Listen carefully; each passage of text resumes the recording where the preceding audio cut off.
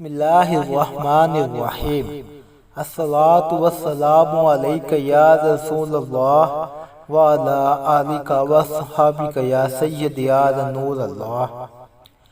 میں ہوں آپ کا ہوسٹ نعیم احمد اور آپ دیکھ رہے ہیں نعیم وائس۔ ایک اور خوبصورت واقعے کے ساتھ حاضر خدمت ہوں۔ چنانچہ حضور پاک صلی اللہ علیہ وآلہ وسلم کے لعاب دہن سے حضرت علی رضی اللہ تعالی عنہ کا شفا پانا۔ رات کی تاریکی چھا چکے تھے اور مکہ اپنی گاٹیوں کے ساتھ تاریک اندھیرے میں چھپ چکا تھا۔ اس دوران قریشی نوجوان علی بن ابی طالب کرم اللہ وجہہ نے اپنی لاٹھی کندھے پر ڈالی اور رات کے اندھیرے میں لوگوں سے چھپ چھپا کر رختے سفر باندھا۔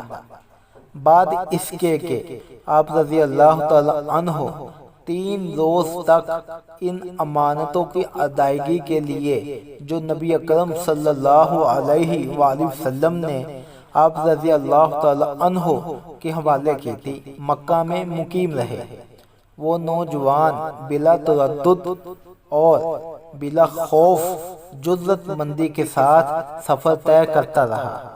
رات کو سفر کرتے اور دن کو کہیں رو پوش ہو جاتے، حتیٰ کہ آپ رضی اللہ تعالی عنہ مدینہ کے قریب پہنچ گئے۔ حال یہ تھا کہ پاؤں مبارک سوج گئے اور پھٹ گئے تھے۔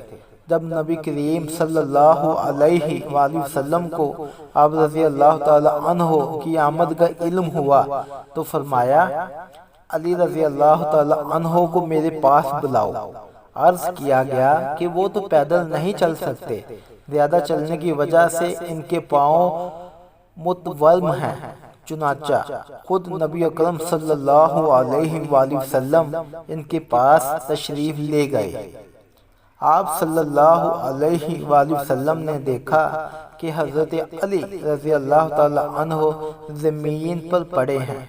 آپ صلی اللہ علیہ وآلہ وسلم جذبہ شفقت و رحمت سے رونے لگے اور شوق سے گلے لگایا۔